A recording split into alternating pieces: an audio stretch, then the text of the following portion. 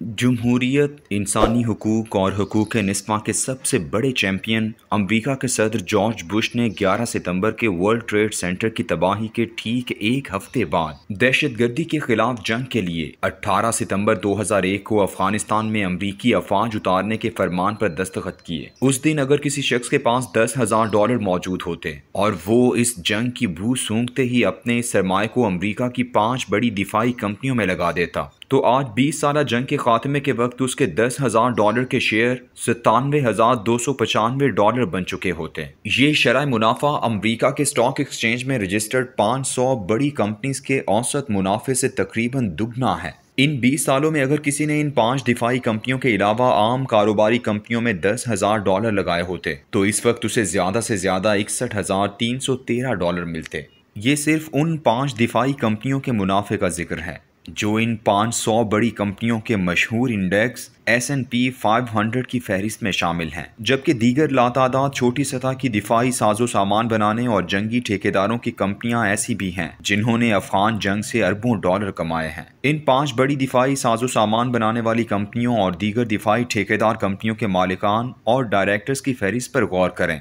तो एक इंतहाई खौफनाक हकीकत सामने आती है, और वो ये कि इनके मालिकान अमरीकी फौज में अहम तरीन ओहदों पर फाइज रहने वाले जनरल, एडमिरल या फजाइया के इंस्पेक्टर जनरल रहे हैं। ये वो साबिका फौजी अफसरान हैं जिनके लिए दुनिया के किसी भी खित्ते में होने वाली जंग एक मुनाफा बख्श कारोबार है। दुनिया के हर मुल्क में अफवाज के साबिका आला अफसरान की रिटायर्ड जिंदगी इंतहाई पुरकशिश गुजरती है। जो जितने बड़े मुल्क की बड़ी फौज का आला ओहदेदार रहा होगा वो उतनी ही शानदार रिटायर्ड जिंदगी गुजारेगा। बड़ी ताकतों मसलन अमरीका, बरतानिया, फ्रांस और रूस वगैरह में ये रिटायर्ड फौजी अफसरान 3 गिरोहों में तकसीम हो जाते हैं। जरा लिखने पढ़ने से दिलचस्पी रखने वाले किसी बड़े थिंक टैंक की सरबराही संभालते हैं और हुकूमत को जंगों के फवायद और नुकसानात पर मशवरे देते हैं। ये दुनिया भर में दिफाई तज्जिया निगार कहलाते हैं, किताबें लिखते हैं, बड़े बड़े जर्नल्स में मज़ामीन तहरीर करते हैं और यूनिवर्सिटियों, फौजी अकेडमियों और मुख्तलिफ फोरमों पर लेक्चर देकर पैसे कमाते हैं। इनकी जिंदगी नौकरी से ज्यादा खुशहाल और पुरतायुश होती है। बाज दफा सिर्फ एक किताब ही बेस्ट सेलर बनकर इन्हें इतने पैसे दे जाती है कि ये अपनी जिंदगी का हर नामुकम्मल ख्वाब पूरा कर लेते हैं। जो रिटायर्ड फौजी अफसरान से जरा कम लिखने पढ़ने वाले और जिस्मानी सेहत वगैरह पर यकीन रखते हैं, वो जंगों के लिए किराए के फौजी मुहैया करने वाली कंपनियां खोल लेते हैं। इनमें से एक शख्स एरिक फ्रिंज बहुत मशहूर और बदनाम हुआ, जो ब्लैक वाटर कंपनी का मालिक है। अपनी फौजी मुलाजमत के दौरान वो हेटी और मशरिक़ वुस्ता में अमरीकी फौज के साथ तैनात रहा, लेकिन जब वो बोस्निया और यूगोस्लाविया में 90 की दिहाई में फौजी ऑपरेशन के लिए गया तो उसने अपनी याददाश्तों में लिखा कि वहाँ उसे अंदाजा हुआ कि अमरीका को दूसरे मुल्कों में खुसूसी फौजी ऑपरेशन के लिए प्राइवेट लोगों की एक फौज की जरूरत है। एक ऐसी फौज जिसे दुनिया भर के ममालिक से भर्ती किया जाए और फिर उसे वहाँ भेजा जाए जहाँ अमरीकी ऑपरेशन जारी हो। इन किराए के फौजियों से ऐसे तमाम काम लिए जाएं जो गैर कानूनी और गैर अखलाकी हों। यही वजह है कि ब्लैक वाटर अपनी बदनामी के बावजूद आज भी अमरीका की ज़रूरत है और अमरीकी फौज के साथ साथ ऐसे तमाम मुल्कों में जुल्म और दहशत की कार्रवाइयाँ करती है जहाँ अमरीकी हमलावर होते हैं। तीसरा गिरोह उन साबिका आला फौजी अफसरान पर मुश्तमिल है जो दुनिया में होने वाली हर जंग में ढेरों डॉलर मुनाफा कमाते हैं।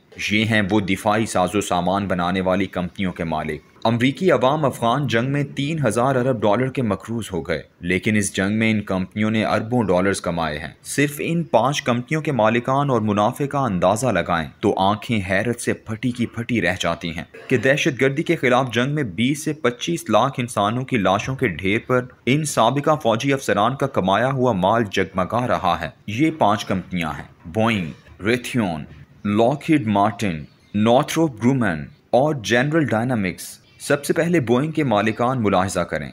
इनमें एडमंड जूनियर, साबिक vice chief of staff, Stayce Harris, साबिक इंस्पेक्टर जनरल एयरफोर्स और जॉन रिचर्डसन, साबिक नेवी चीफ शामिल हैं। इस कंपनी में जिस शख्स ने 2001 में $10,000 के शेयर्स खरीदे थे, आज उनकी कीमत $1,07,588 हो चुकी है। दूसरी कंपनी रेथियोन के मालिकान में एलन पाउली कोस्की, साबिक एयरफोर्स जनरल, जेम्स जूनियर, साबिक नेवी एडमिरल और रॉबर्ट वर्क, साबिक डेप्यूटी सेक्रेटरी दिफा शामिल हैं। इस कंपनी ने 332% की शरह से कुल मुनाफा और 8% के हिसाब से सालाना मुनाफा कमाया। तीसरी कंपनी लॉकहीड मार्टिन के मालिकान ब्रूस कॉर्लिसन, साबिक एयरफोर्स जनरल, और जोसेफ डनफोर्ड जूनियर साबिक मरीन कोर जनरल शामिल हैं। इस कंपनी में जिसने 20 साल पहले $10,000 लगाए थे, आज इसके ये शेयर 72,515 के हो चुके हैं। चौथी कंपनी नॉर्थरोप ग्रूमैन है। इसके मालिकान में गैरे रोगहेड साबिक नेवी एडमिरल और मार्क वेल्च साबिक एयरफोर्स जनरल शामिल हैं। इस कंपनी में मुनाफे की शरह हैरान कुन है, यानी 2001 में $10,000 के शेयर अब $1,29,644 के हो चुके हैं। पांचवी कंपनी जो बहुत मशहूर भी है, यानी जनरल डायनामिक्स। इसके मालिकान में बड़े मशहूर जनरल शामिल हैं, जैसे जेम्स मैटिस साबिक मरीन कोर जनरल और साबिक वजीर दिफा, सेसिल हैनी साबिक नेवी एडमिरल, रोडी लिलियन साबिक डेप्यूटी सेक्रेटरी दिफा और साबिक बरतानवी जनरल पीटर वॉल भी शामिल हैं। इस कंपनी में लगाए गए $10,000 आज $72,515 के हो चुके हैं। ये तो सिर्फ इन 5 बड़ी कंपनियों के मुनाफे का आलम है। इसके अलावा छोटे छोटे ठेकेदार यानी बंदूकें वगैरह सप्लाई करने वाले, उन्होंने भी सालाना $400 अरब का असलहा इस दहशतगर्दी की जंग में फरोख्त किया। अंग्रेजी में एक मुहावरा है, टिप ऑफ आइसबर्ग। आइसबर्ग दरअसल वो ग्लेशियर होता है जो समुंदर में बहता है और उसका सिर्फ छोटा सा कोना दिखाई देता है,